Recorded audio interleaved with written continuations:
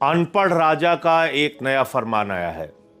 आप जानते हैं अनपढ़ राजा को, हमेशा वो एक नया नया फरमान आपको देते हैं जब भी देश पर कोई संकट आया था। आपको याद होगा कोरोना जब आया था, उन्होंने कहा ताली बजाओ मेरे दोस्तों, थाली बजाओ मेरे दोस्तों, दिया जलाओ मेरे दोस्तों, कोरोना ठीक हो जाएगा।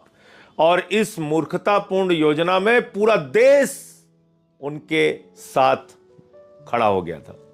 बड़े बड़े पढ़े लिखे लोग, बड़े बड़े स्टार, बड़े बड़े हीरो हीरोइन वो बजा रहे थे ताली थाली, दिया जला रहे थे। इसके पीछे कोई वैज्ञानिक सोच नहीं थी, क्योंकि अनपढ़ राजा ने कहा था, उसका फरमान मानना था। गोदी मीडिया भी गुणगान गा रहा था, हम लोगों पे सवाल उठा रहा था, अरे भैया तुम्हें दवा चाहिए या ताली चाहिए, थाली चाहिए, दिया जलाना चाहिए, दवा ववा के चक्कर मत पड़ो, कोई ऑक्सीजन गैस की जरूरत नहीं है तुमको, दिया जला के अपना कोरोना ठीक करो। ये गोदी मीडिया गुणगान कर रहा था।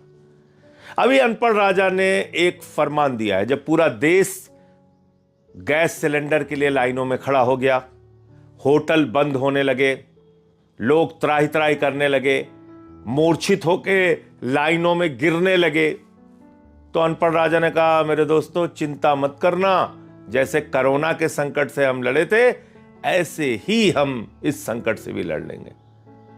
आप समझ पा रहे हैं क्या कहा अनपढ़ राजा ने?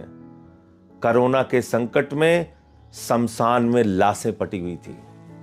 कोरोना के संकट में 1 करोड़ से ज्यादा लोग इस देश के अंदर मारे गए थे। कोरोना के संकट में पूरा देश एक ऑक्सीजन सिलेंडर के लिए तरसता हुआ दिखा। बड़े बड़े लोग अपने घरों में उनको, उनके परिवार के लोग सहयोग नहीं कर पा रहे थे। तो मोदी जी आप इस संकट को कोरोना के संकट से तुलना कर रहे हैं, और अभी सारे अंधभक्त और गोदी मीडिया भी कह रहे हैं कि प्रधानमंत्री ने कह दिया जैसे कोरोना से लड़े थे वैसे लड़ लेंगे। अरे ये संकट एक अलग तरह का संकट है।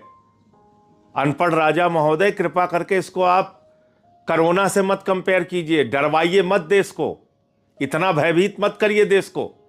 आप विपक्ष के ऊपर, आप तो पूरे देश को ही भयभीत कर रहे हैं। आपका काम ही है डराओ और राज करो, इस देश की जनता को डराओ और राज करो, यही आपका तरीका है। अब आपने इस संकट को कोरोना से तुलना कर दी। यह संकट तो आप लेके आए महोदय।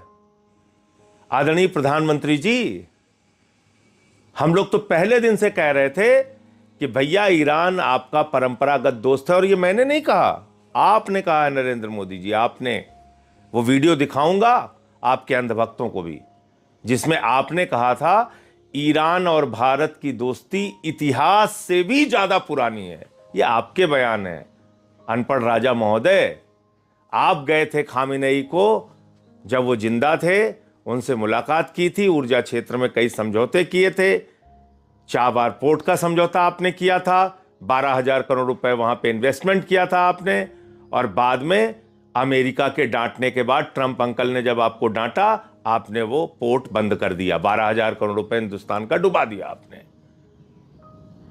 आप एक दब्बू बन गए हो, पिछलग्गू बन गए हो। आपकी कोई न सोच है न कोई विदेश नीति है।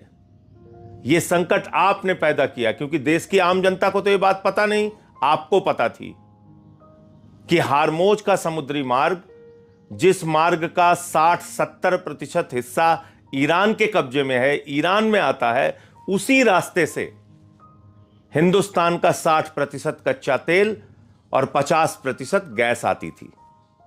तो उस ईरान देश से आपको अपने रिश्ते बिगाड़ने की क्या जरूरत थी, जिसको आप खुद कहते थे कि वो इतिहास से भी पुराना हमारा दोस्त है।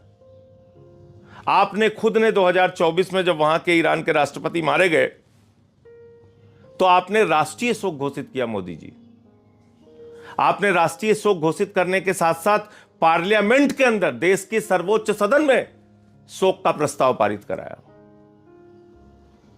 और यहां युद्ध के 2 दिन पहले इजराइल चले गए आप, एप्स्टीन फाइल्स पकड़े जाने के बाद।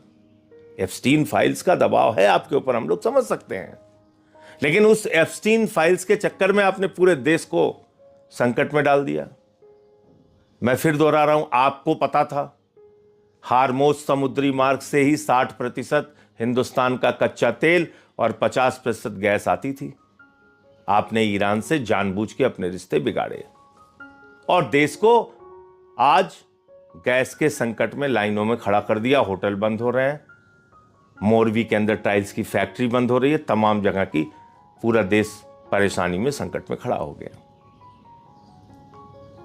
और 13 दिन के बाद, क्योंकि आपको तो लगा था कि अमेरिका और इजराइल मिलकर एक ही दिन में ईरान को उड़ा देंगे, उसके बाद आप फिर नाचेंगे उनके साथ मेडल पहन के।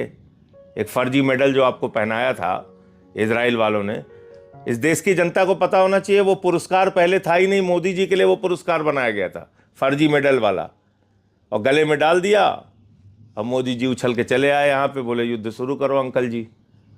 ट्रंप अंकल ने और इजराइल ने युद्ध शुरू कर दिया। इनको लगा था 2 दिन में पूरा ईरान ख़त्म हो जाएगा, फिर हम इजराइल और ट्रंप के साथ मिलकर नाचेंगे। तो नहीं हुआ ऐसा। ईरान लड़ता रहा। खामेनेई के मौत पे प्रधानमंत्री खामोश,